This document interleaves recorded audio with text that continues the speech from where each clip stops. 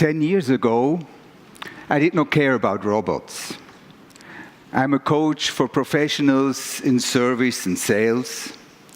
But now I'm concerned because robots will replace many jobs of people I work with today, like receptionists, sales personnel, even nurses. That's why I want to share some ideas with you about coping with robots. As you're sitting here, think of a time long, long ago, about 100,000 years ago, and you're standing in front of your cave as one of our ancestors. You're overlooking the valley, and there you see somebody approaching your cave. A stranger. What was our first concern? Is it an enemy or a friend? What did our ancestor probably do? He waved a hand and called, hoo-hoo. Hoo-hoo means no weapon, you're welcome. And what did the other do? He waved hand too, and he called, now beam yourself back into the future. About 10 years from now, you're entering a hotel. You're approaching the front desk. You see a receptionist waving a hand and saying with a friendly voice, welcome.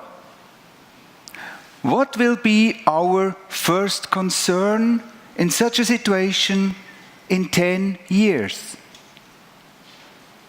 Is it a human or is it a robot? Fiction or fact? Facts are, already today we are surrounded by robots, vacuum cleaners, mowing machines, your car. Even in surgery they use robots. And chatbots are communicating with us, and they can solve some of our problems better than humans. And with every new problem they solve, they learn. So, no surprise that experts predict that computers will be more intelligent than humans in about 5 years from now.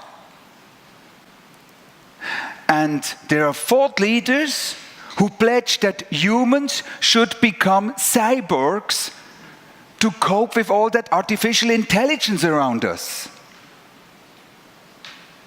And we will be connected to what we call big data from the cradle to the grave. Do we have to cope with robots? Yes, sooner than some of us may think now. Remember, just 10 years ago, we bought our first smartphones. And now, what do we do as soon as we have a minute free? Grab. By the way, where I leave it? Oh, you know what I mean. More than that, robots look more and more like humans. Have you seen or do you know Sophia?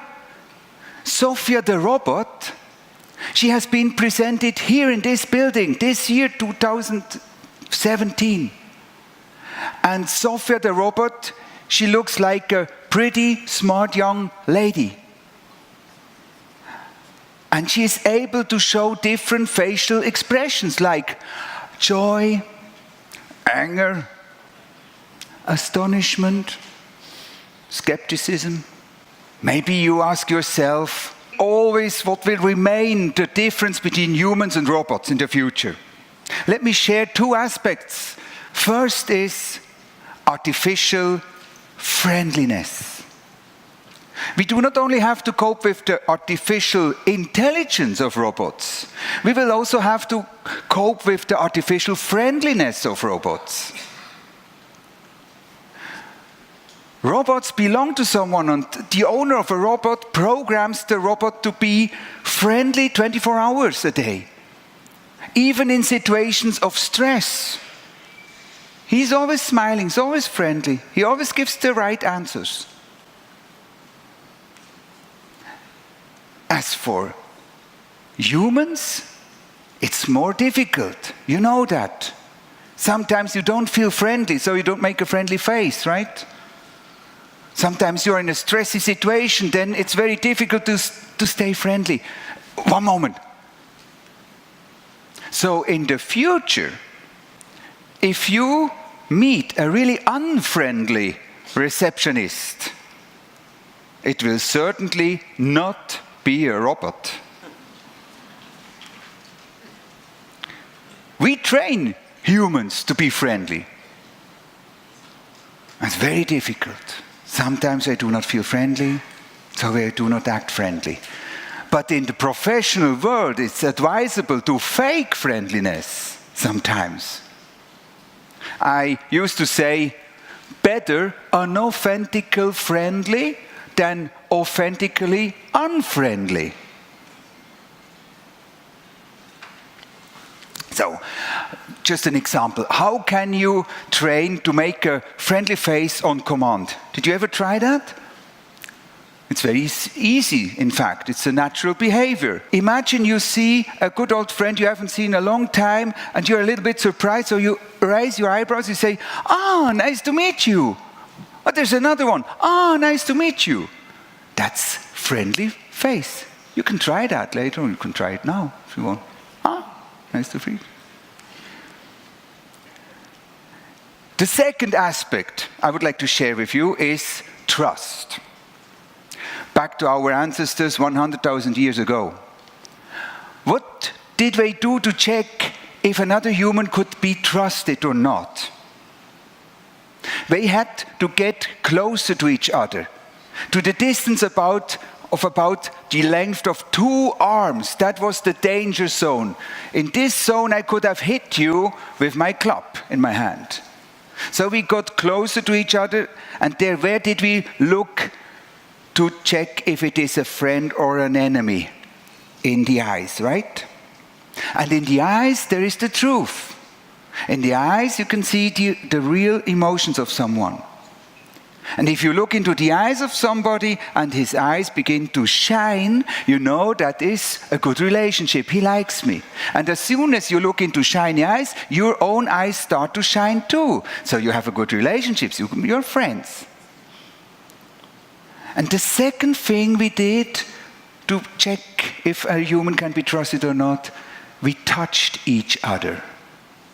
So where could we touch a stranger, a strange person? Here, here, no. Here, no. Here, no. But I suggest the elbow.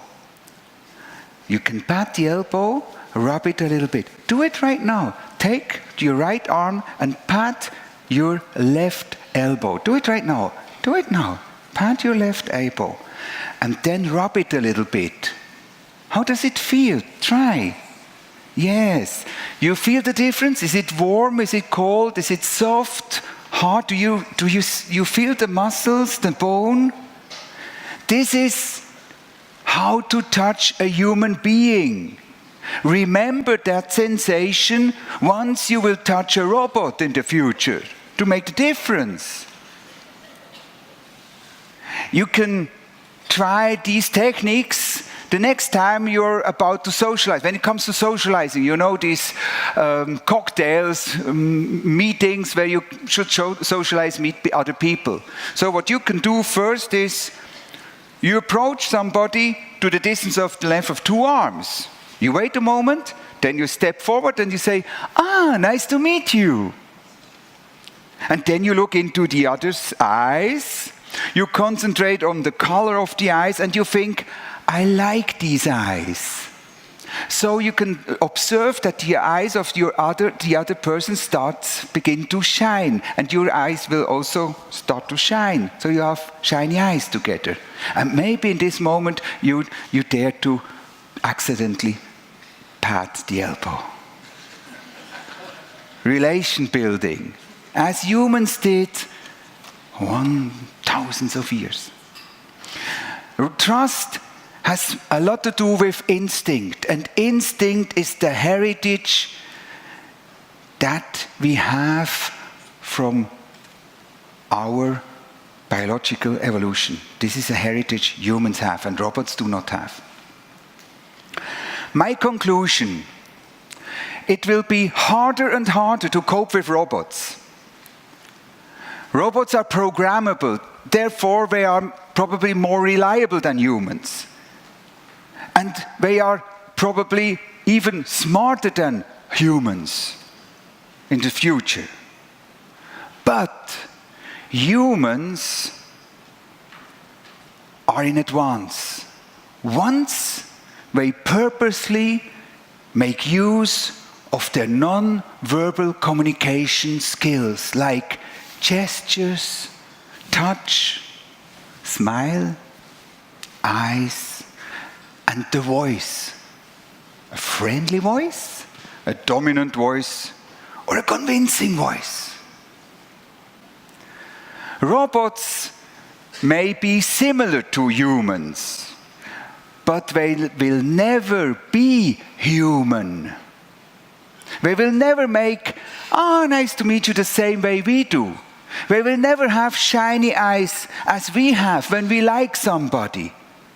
And to touch a robot will never be the same as to touch a human of flesh and blood. That's what makes us truly unique and strong as an old species on Earth. Let's cherish moments like this. Being alive, as we have been for hundreds and thousands of years. My dear fellow humans, thank you for being here with me.